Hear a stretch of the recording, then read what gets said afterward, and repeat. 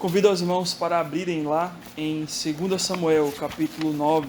2 Samuel, capítulo 9. Estaremos lendo apenas o versículo 1 de 2 Samuel, capítulo 9. 2 Samuel, capítulo 9. No momento, só o versículo 1.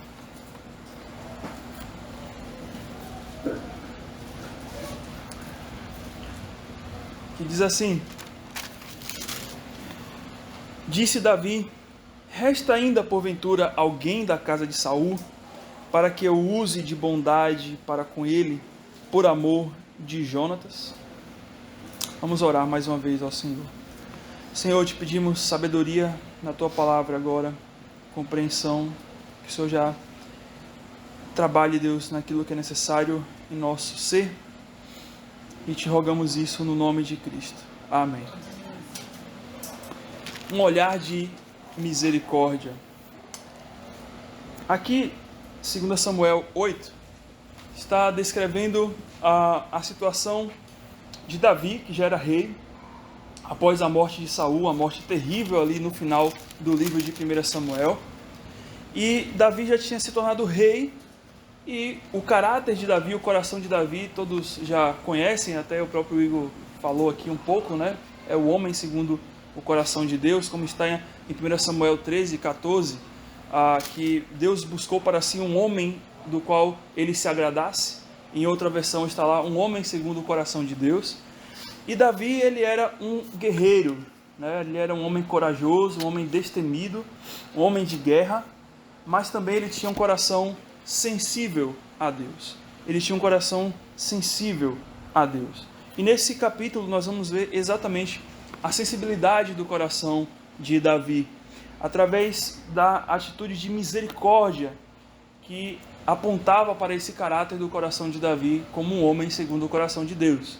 Apesar dos pesares da vida de Davi, das tristes coisas que ele já viveu em sua vida, mas ainda assim podemos notar algo de valor que ficou nas Escrituras e que está nas Escrituras a respeito do caráter dele. E esse texto aqui em 2 Samuel 9 vai apontar exatamente para isso, para o caráter de misericórdia, uma atitude de misericórdia que Davi teve.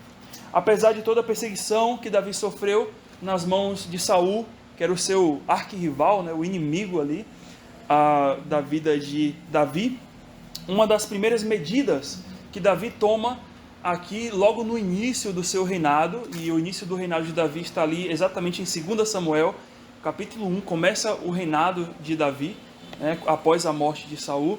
Uma das primeiras medidas que ele toma é saber se existia algum descendente vivo da casa de Saul, pelo qual ele poderia exercer misericórdia. Exercer misericórdia. E vamos entender mais sobre isso. Isso havia sido profetizado, né, pelo profeta Samuel, que mesmo morto, né, voltou, né, lá em 1 Samuel 28, versículos 18 e 19, ele tinha voltado à vida, né? Saul foi lá atrás daquela cartomante, daquela necromante lá, melhor, e aí chegou lá e Samuel aparece ali, né?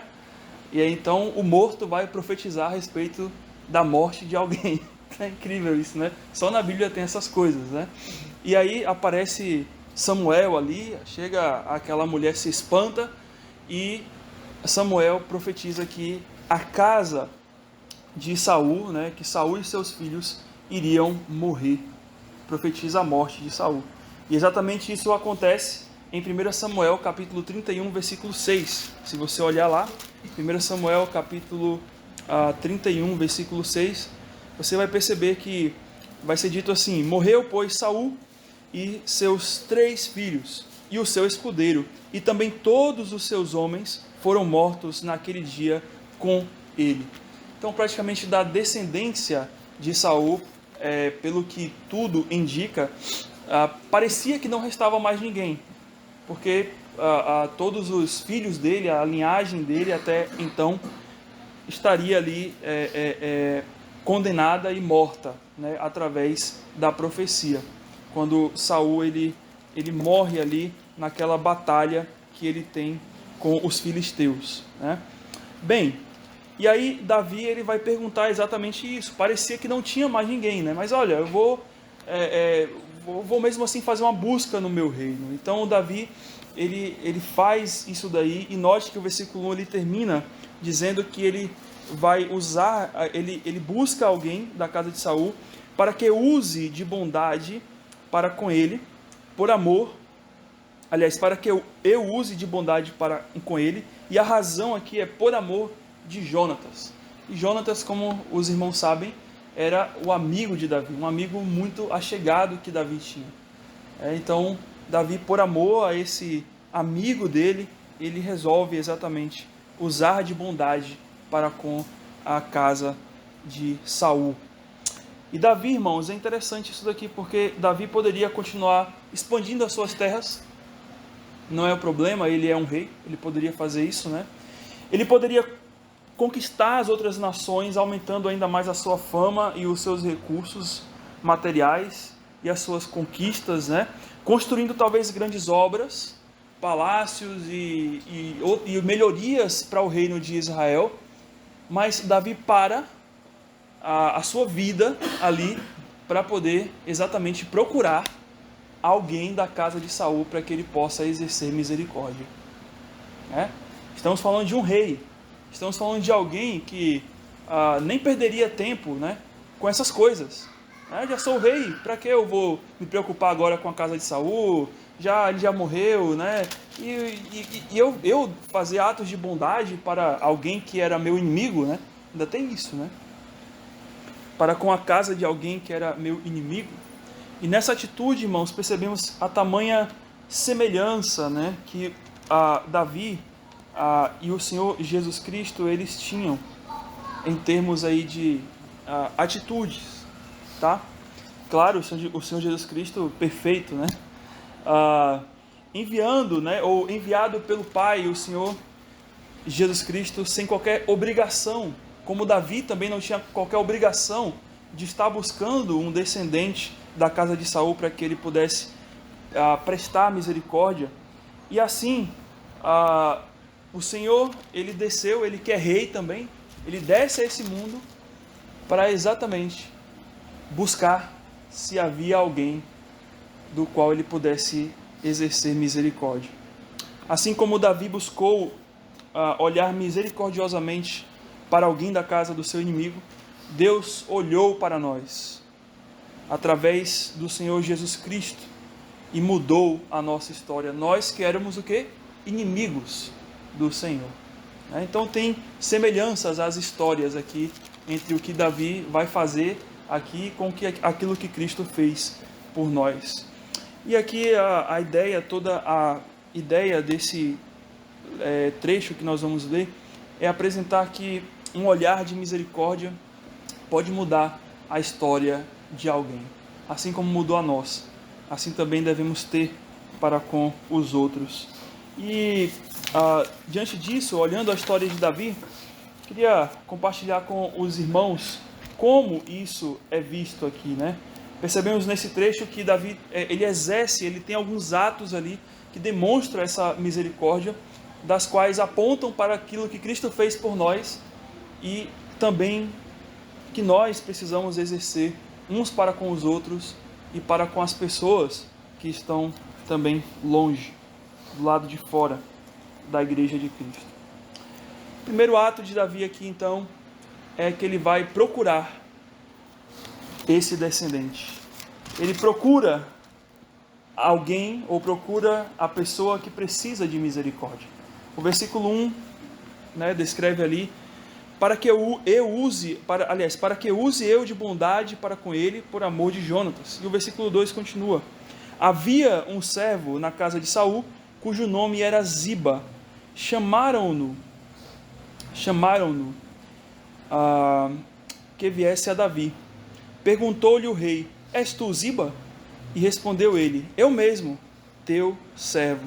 E disse-lhe o rei: não há ainda alguém da casa de Saul para que use eu da bondade de Deus para com ele?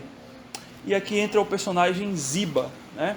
Ziba, se a gente não tem um registro de quem é Ziba, a não ser nessa passagem aqui.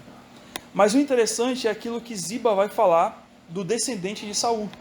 Na continuação do versículo 3, ele vai dizer o seguinte: então Ziba respondeu ao rei: ainda há um filho de Jonatas, aleijado de ambos os pés.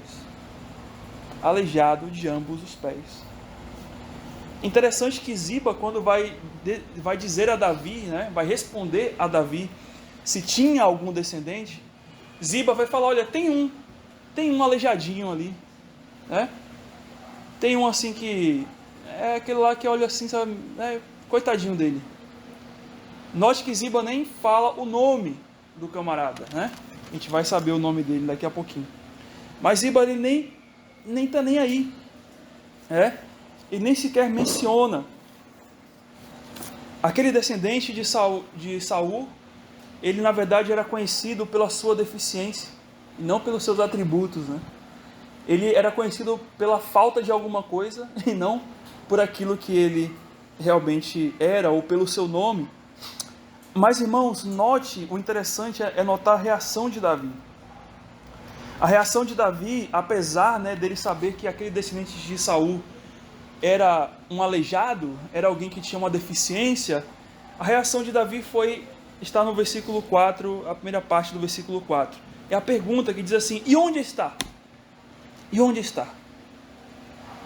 Até aquele momento o rei poderia falar assim: é um aleijado, então tá bom, mudei de ideia, né?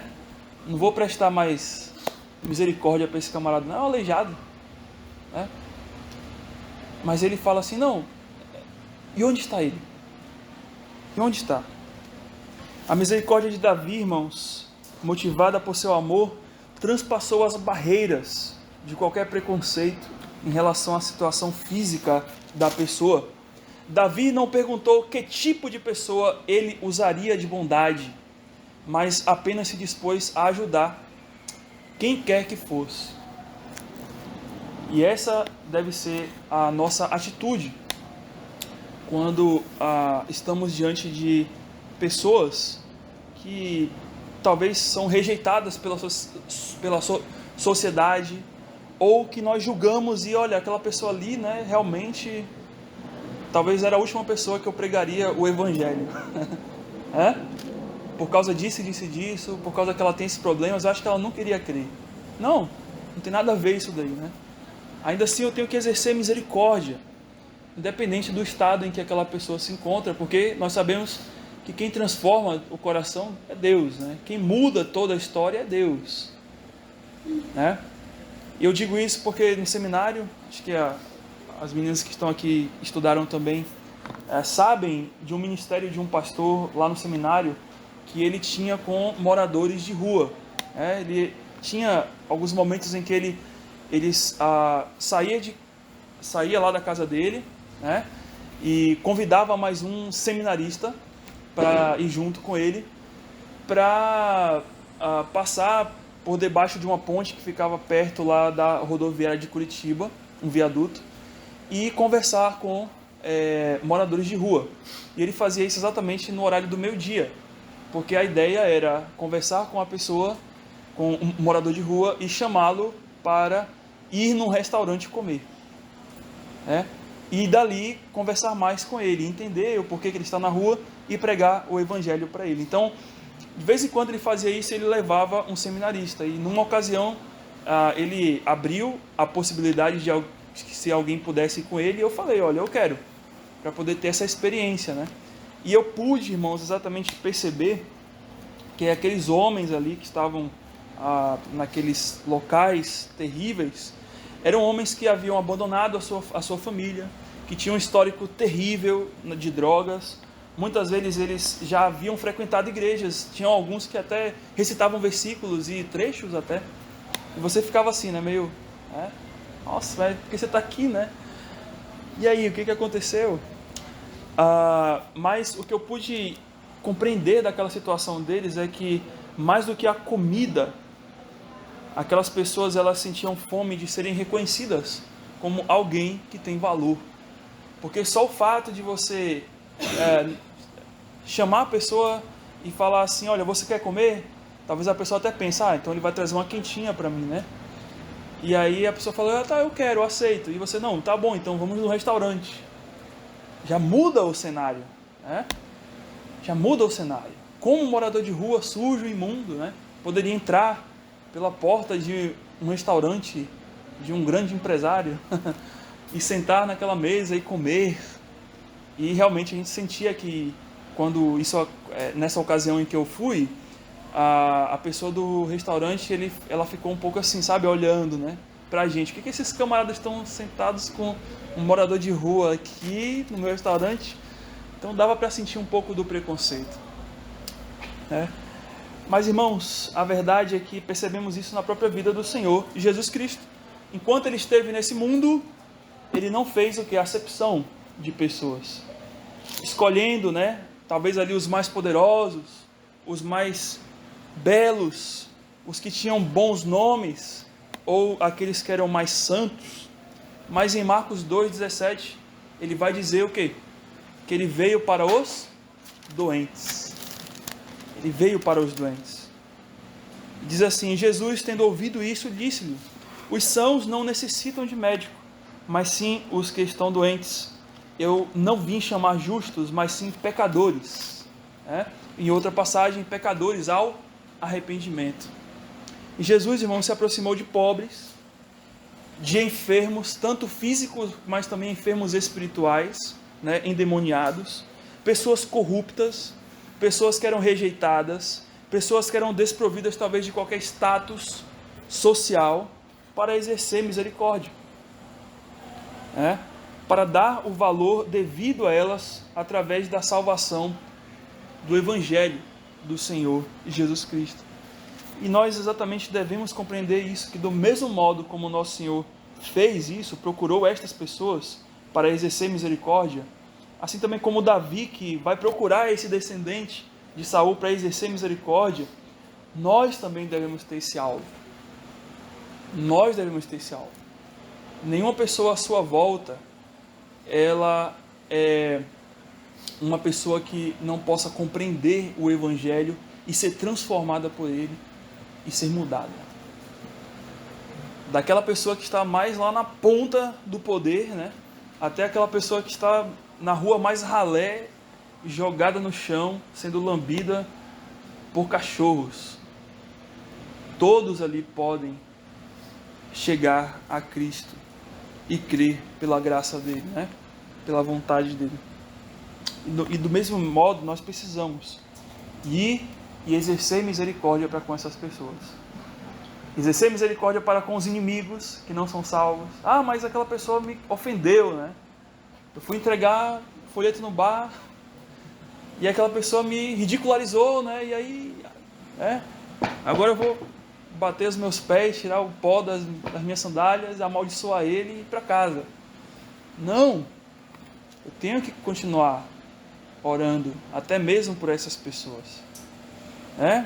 Pessoas que nos assaltam, né? Já passei por isso. O cara me assaltou lá, levei, aí cheguei em casa e fiquei pensando, meu Deus, né? Realmente, é uma situação terrível. Você fica assim, querendo, né, voltar lá e fazer alguma coisa com o rapaz, né? Se tivesse como. Mas a questão é que não podemos ter esse pensamento. O pensamento é, não, Senhor, me perdoe por esse pensamento, Senhor. Que Deus trabalhe na vida desse rapaz, né? Dessa pessoa que fez isso. Que pelo Evangelho, que o Evangelho toque, que de alguma forma essa situação coopere para que o Evangelho chegue até ele, né? Alguém falou que já roubaram uma bolsa, né? E na bolsa tinha uma Bíblia, né? E aí tinha celular, tinha várias coisas, e tinha Bíblia também, né? E aí a pessoa, né? Poxa, perdi meu celular, né? Mas tinha Bíblia lá. E olha, de alguma maneira Deus pode até usar, né? Que alguém roube a sua Bíblia para ele ser salvo, né? Quem sabe, né? Todas as coisas estão cooperando para o bem, até aquilo que é mal coopera para o bem. Então, de alguma maneira, algo vai acontecer para cooperar para o bem, né? Daqueles que amam a Deus e talvez até da salvação desses tipos de pessoas. Mas também nós notamos aqui nessa história, e vamos ver a continuidade, que Davi também, pelo seu ato de misericórdia, ele também visa resgatar aquele descendente do seu cativeiro. E aqui o segundo ato de Davi aqui é resgatar o descendente do seu cativeiro, ou resgatar as pessoas para nós, né, do seu cativeiro. E note exatamente o versículo seguinte ali, né?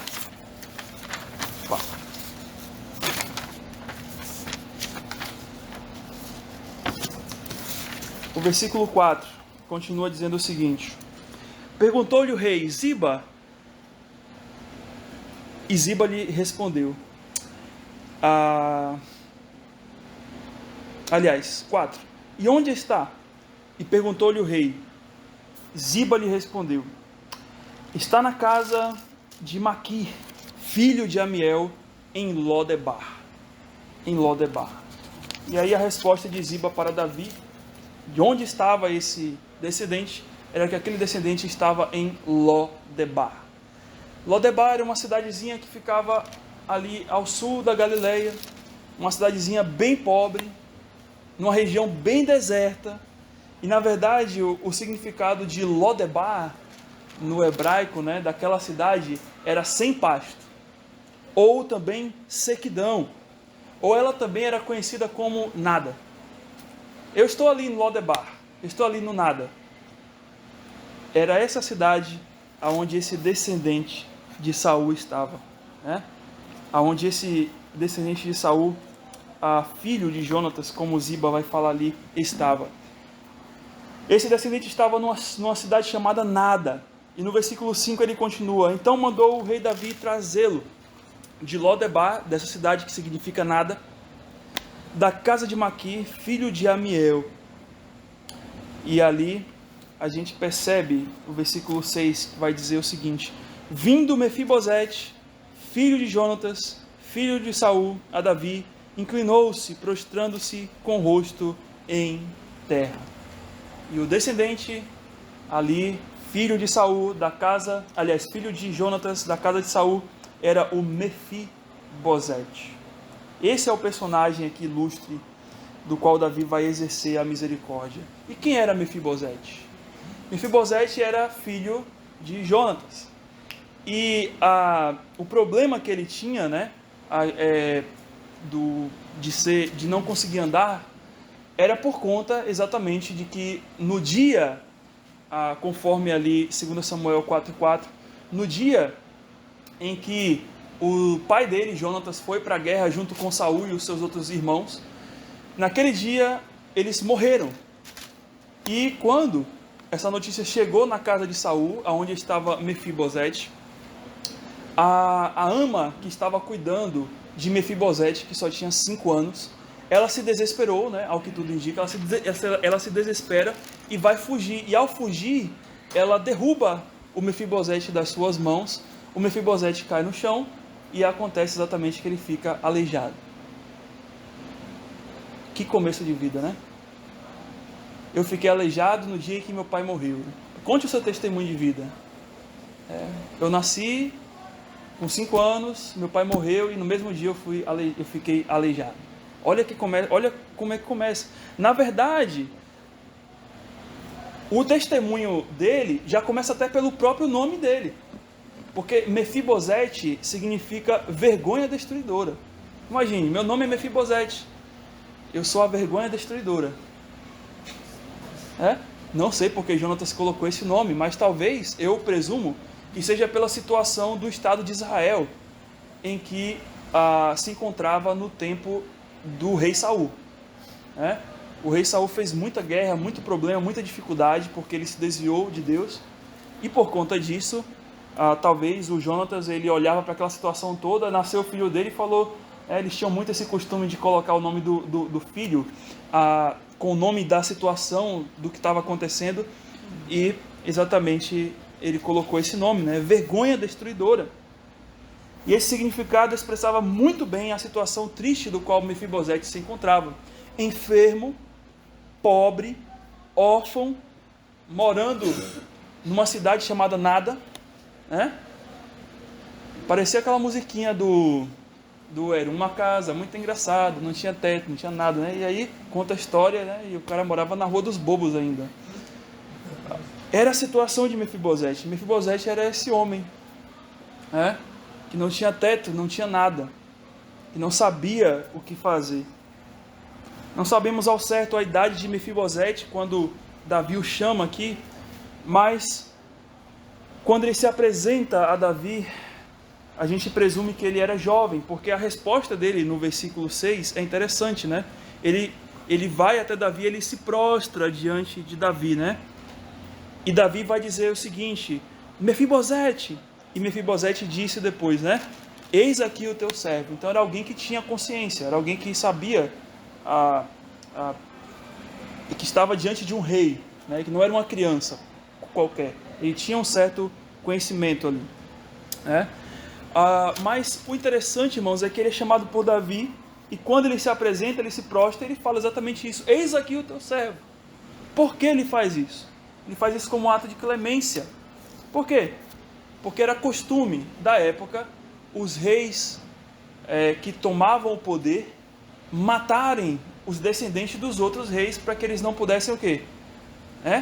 Dominar, né? E tomar o reino daquele rei que tomou. Então era muito comum isso daí. Então acabou uma dinastia, então mata todo mundo, né? E aí é nessas horas que ninguém quer ser rei nem príncipe, né? É bom curtir, né? Mas na hora que vem um outro poderoso, você é o primeiro a sobrar. Pelo menos o pobre fica vivo para trabalhar para outro rei, né? Mas o rei ali já se quebra, né? Então acontece exatamente isso. Ele pede por um ato de clemência, porque ele fala: olha, já Saul morreu, meu pai morreu, meus tios morreram, todo mundo da minha casa está fugido, né? E eu estou aqui, eu sou o descendente da antiga dinastia, então eu vou morrer. O rei me chamou aqui para me matar, né? E ainda mais ele, né? Porque ele fala assim: ainda mais eu que sou aleijado, não tenho condições de fugir, né? Como é que eu vou fugir? Mas a questão, irmãos, é que Davi iria mudar completamente a realidade de Mefibosete, né? Resgatando do cativeiro da vergonha, né? Era o nome dele, vergonha destruidora. Pois é, Davi iria resgatar Mefibosete da vergonha destruidora. A primeira ação que Davi faz para resgatar esse jovem do seu quadro, do seu estado, é resgatar Mefibosete do nada, né? Quando Davi ordena que trouxesse Mefibosete da cidade de Lodebar para Jerusalém, da cidade de Lodebar, que era a cidade do nada, para Jerusalém, que era a cidade da paz. Talvez Mefibosete poderia pensar, né? Talvez ele está só me chamando, né? Eu vou morrer e acabou a história. Mas não, Davi estava resgatando ele de lá. Olha, Mefibosete, você vem para cá, mas nunca mais você vai voltar para lá, né? Você vai sair da cidade da tristeza e da vergonha, e agora você vai viver na cidade que se chama paz e alegria, Jerusalém, né? A paz, cidade de paz. E a segunda ação de Davi para resgatar Mefibosete ali é resgatar a sua dignidade, ou a dignidade de Mefibosete, ao chamá-lo pelo nome. Até então Ziba tinha chamado: olha, aquele aleijadinho, tem um aleijadinho lá, filho de Saul, filho de Jonatas. Mas quando chega Mefibosete perante o rei, Davi nem pergunta o nome dele, né? Quem é o teu nome, né? Porque Davi certamente conhecia, porque ele era amigo de Jonatas, então conhecia o filho de Jonatas, né? Talvez viu Mefibosete bebê. E ele olha para Mefibosete e... Mefibosete! Note que aqui não é Mefibosete. Tem uma exclamação ali, né? Note que o rei, né? Para o rei, ele exclamar o nome de alguém, isso era algo incomum naqueles tempos. Porque um rei chamar alguém pelo nome era algo assim que levava muita intimidade, né? Ou a pessoa tinha um cargo, era alguém... Geralmente os reis chamavam pelo título, né? Chame o escrivão, né? Chame o copeiro, mas nunca pelo nome da pessoa em si, ainda mais com esse ato de exclamação. E ali o rei então mostra a importância daquele jovem aleijado, com aquele problema, ele olha, ele resgata a dignidade de Mefibosete ao chamar pelo seu nome. E a partir daquele dia, estava proibido, com certeza, que todo mundo chamasse Mefibosete de aleijadinho, né? Até o próprio Ziba não ia mais chamar ele de o aleijado, porque o próprio rei falou o nome de Mefibosete, né? Irmãos, o Senhor Jesus Cristo, irmãos, da mesma forma, demonstrou essa atitude quando veio nos resgatar do nosso cativeiro. Em João 10, nós vemos o Senhor Jesus Cristo na figura do bom pastor, né? E lá no versículo 3, é dito que o bom pastor, ele chama as ovelhas pelo nome e as conduz para fora. Percebemos, irmãos, que o Senhor salvou de fato a todos, de uma vez através da cruz. Mas por outro lado, Ele também salvou a cada um de nós de forma especial. Porque no momento em que Ele estava na cruz, Ele sabia o meu, o seu e todos os nomes daqueles a que Ele iria resgatar. E isso é impressionante. A salvação foi um ato para todos, mas ao mesmo tempo a salvação foi um ato pessoal. Cristo morreu por todos, aqueles do qual Ele queria salvar, mas Cristo também, em particular, morreu por mim. Porque Ele conhece o nome das suas ovelhas. Ele não, eu vou morrer por um povo, né, que eu não conheço o nome, né? Eu escolhi aqui que eu não sei o nome dele, escolhi para ser meu filho também, né? Vai ser salvo. Não, Ele sabia. Ele nos escolheu e nos chamou pelo nome. Pelo nome. Claro, a figura aqui de um pastor que conhece suas ovelhas, que chama pelo nome, né? E até uma música reflete muito bem isso, né? Quando diz assim: Ele pensava em mim, Ele pensava em ti, Ele pensava em nós. Nosso Deus é um Deus que ama um grupo, mas Ele é um Deus também pessoal, que ama cada um e o chama pelo nome. Irmãos, sabemos que Jesus é quem resgata as almas dos seus cativeiros, não somos nós. Entretanto, nós precisamos fazer com que tudo que seja possível à nossa mão, para que a gente possa trazer essas almas para desfrutarem do descanso desse bom pastor, para que elas também possam ouvir o Senhor Jesus chamar o nome delas, para serem resgatadas. Seja parentes, sejam amigos, sejam pessoas desconhecidas, tudo deve ser feito para que, assim como Davi chamou a Mefibosete e Cristo nos chamou, essas pessoas também sejam chamadas por Deus à salvação. E a terceira atitude de Davi, fechando aqui, que podemos ler desses versículos, é que Davi ele também queria restaurar Mefibosete para uma nova vida. E aqui a nossa atitude deve ser também de procurar restaurar pessoas para uma nova vida, levar as pessoas para essa restauração, para essa nova vida. Versículo 7, ele diz assim: Então lhe disse Davi: Não temas, porque usarei de bondade para contigo, por amor de Jonatas, teu pai. Note que até o próprio Davi, ele tinha que dar uma acalmada em Mefibosete, né? Porque o Mefibosete, ele estava ali, né? Ele se curva: Ó Senhor, estou aqui, o teu servo, né? Eu não sei se o Mefibosete se curvou assim, né? Porque ele não tinha pernas, né? Assim, não estava andando, né? Mas talvez ele já estava curvado, né? Porque ele vivia aleijado, né? Mas a questão é que quando ele fez isso, ele exatamente estava com medo. Talvez ele estava tremendo, a palavra não diz aqui. Mas Davi fala com ele: Olha, calma, Mefibosete, não temas. Não temas, né? Eu não vou te matar. Pelo contrário, eu vou usar de bondade para contigo. Eu vou usar de bondade para contigo. E talvez aquilo foi uma grande surpresa para Mefibosete, porque o resultado daquele encontro não lhe custou a vida, mas lhe deu uma nova vida, como nós vamos ver. Davi restituiu a Mefibosete, filho de Jonatas, neto de Saul, filho de Saul também, né? Todas as terras de Saul. e lhe garantiu sustento pelo resto da sua vida e a sua descendência. Olha como é que termina aí o versículo 7. Usarei de bondade para contigo, por amor de Jonatas, teu pai, e te restituirei todas as terras de Saul, teu pai, e tu comerás pão sempre à minha mesa. Note aí. E aí? Do nada ao tudo, né? A gente poderia dizer. Do nada ao tudo. Davi, irmãos, aqui ele concede dois tipos de restauração. A primeira restauração é que Davi restaura uma herança para Mefibosete. As terras ali representam o local em que Mefibosete poderia viver e tirar os frutos do seu trabalho e assim garantir a sua linhagem, e ele não mais moraria de favor.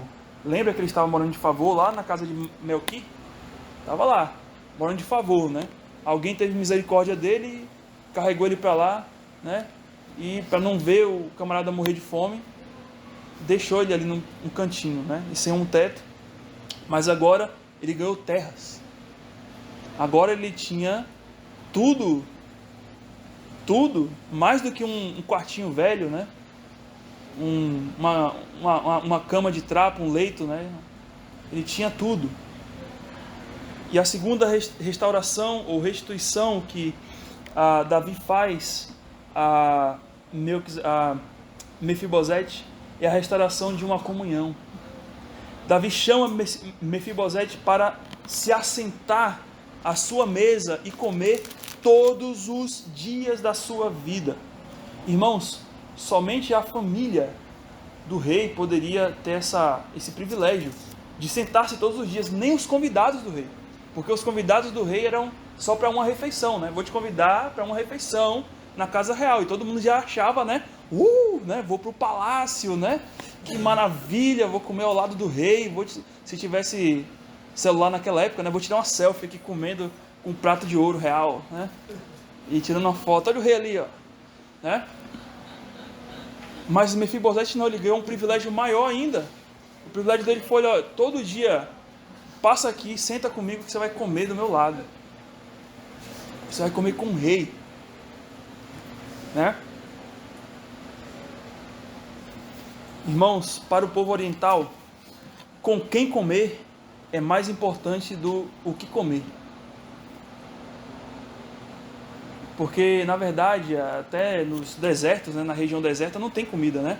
Então, se alguém te chama para comer, é um ato de amor. Um ato de amor. Por quê? Porque imagine você no deserto tendo comida com 10 pessoas ao seu lado. E você não sabe aonde vai ter comida depois. Você vai pegar aquela mochilinha lá cheia de suprimento que você tem, com 10 à sua volta que não tem nada, e dividir? Se eu dividir aqui, vai ser um dia só e eu morro. Mas se eu pegar essa mochilinha aqui e administrar na comida, eu posso ficar 30 dias. E aí, é melhor viver 30 dias e ver os 10 morrer? Ou distribuir para todo mundo e a gente morre todo mundo junto? O mais lógico para um coração orgulhoso é o quê? Te vira, meu filho, vai caçar tua comida aí no deserto, vai comer calango, né? E deixa que eu vou. Vai procurar uma cobra, uma serpente no deserto para poder matar ela e comer. Mas por isso que no deserto, quando as pessoas chamam outras para poder comer, é um ato de amor ali. Olha, talvez eu viva até menos dias, mas eu não quero ver você morrer. Então note que para o povo oriental a coisa de comer era bem profunda, né? Eles sabiam. E comer com o rei, ainda mais. Mefibosete passou a condição privilegiada. Alguém com grande estima, que estaria todos os dias desfrutando da presença e da proteção do rei. Irmãos, do mesmo modo isso aconteceu conosco com relação a Jesus Cristo. Como? Ganhamos primeiro a condição de uma herança, né? Fomos restaurados para uma herança. Qual? A herança de sermos chamados filhos de Deus e agora sermos co-herdeiros com Cristo. Mas também a nossa comunhão foi restaurada para todo sempre com Deus. Como eu falei, Romanos 8,17 vai dizer que somos filhos E se também somos filhos, somos herdeiros e co-herdeiros de Jesus Cristo. Herdeiros de Deus e co-herdeiros de Jesus Cristo. Somos herdeiros na mesma condição de Cristo. Bem como após a ceia do Senhor e antes da crucificação do Senhor, após cear ali, ele deixou uma promessa para os seus discípulos, em Mateus 26, 29, que diz assim: e eu vos digo que desta hora em diante,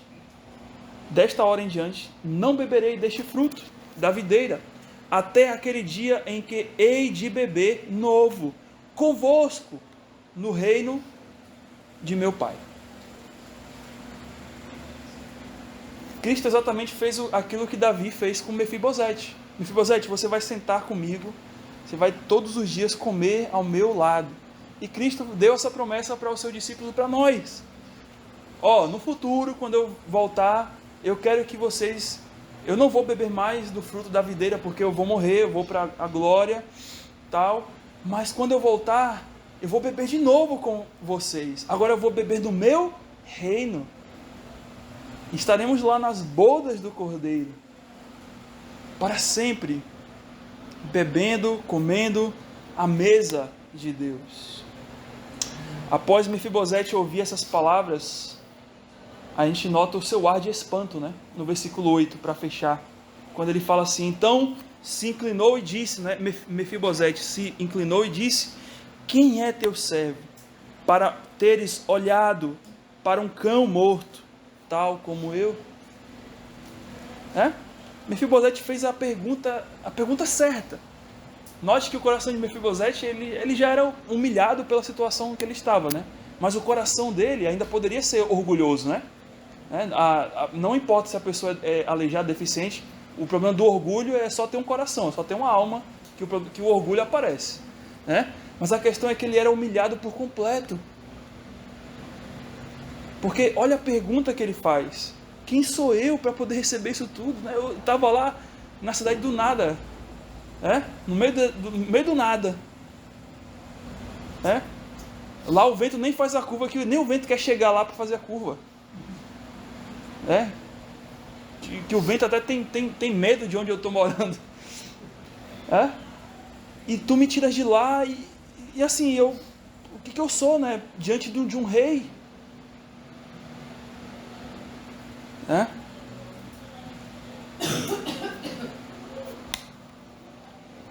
Um cão, conforme MacArthur vai falar, um cão era considerado desprezível e inútil.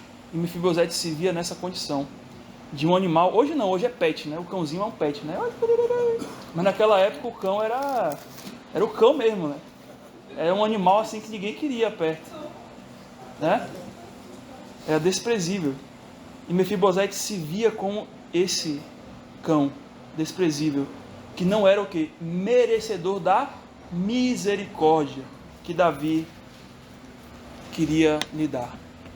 Irmãos, com relação ao nosso Senhor Jesus Cristo, é a mesma coisa. Essa deve ser a nossa reação todos os dias em que nos levantamos.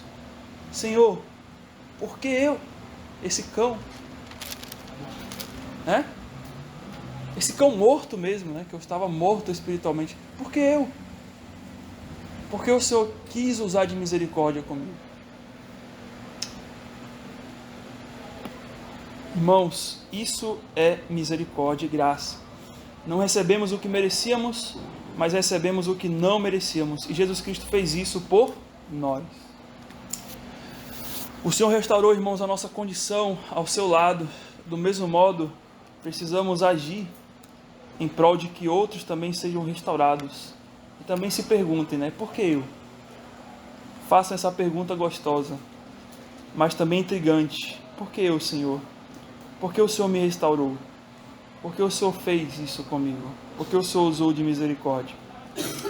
Para fechar, irmãos, somente teremos a misericórdia pelas almas à nossa volta quando compreendemos a profundidade da misericórdia que Deus usou por nós. Quando não compreendemos o tamanho da misericórdia que Deus exerceu por nós, como Mefibosete estava espantado pela misericórdia que Davi fez com ele, nós não vamos conseguir ganhar nada para Deus. Não vamos conseguir servi-lo bem. não vamos conseguir vencer nossas lutas do coração, não vamos conseguir fazer aquilo que Deus nos pediu para fazer como servos deles, como filhos dele. Não vamos investir na obra de Deus, vamos nos acomodar em nossas cadeiras, em nossos bancos, porque nós perdemos o brilho da misericórdia que Deus exerceu por nós. Quantas pessoas hoje morreram e vão se encontrar na condição de mortas espiritualmente pela eternidade, enquanto nós aqui, mesmo que é um grupinho de 10, de 20, de 30, que todo dia se reúne nos domingos, nas quartas, nas quintas, nos dias de culto, um dia nós estaremos na glória ao lado do Senhor, ceando com Ele e louvando a Deus eternamente. E o que nós estamos fazendo? O que nós estamos fazendo? Vamos orar, agradecendo a Deus por essa palavra. Senhor Deus, nós agradecemos pela Tua bondade, Senhor, porque o Senhor exerceu grande misericórdia para conosco, assim como Davi exerceu, Deus, uma misericórdia tremenda na vida de Mefibosete. Nós te pedimos, Senhor, que o Senhor conceda um coração sensível a essa misericórdia. Primeiramente para nós, para que possamos nos deliciar dessa misericórdia e ver, Deus, o quadro em que nós nos encontramos. E te pedir exatamente misericórdia pela nossa frieza espiritual. Porque o Senhor fez tantas coisas maravilhosas e nós sabemos disso e ainda faz, mas ainda assim desprezamos, Deus, a Ti. Que não venhamos, Deus, a ter essa atitude, mas que também a Tua misericórdia desça mais profundo ao nosso coração, para que tenhamos também misericórdia pelas pessoas ao nosso redor.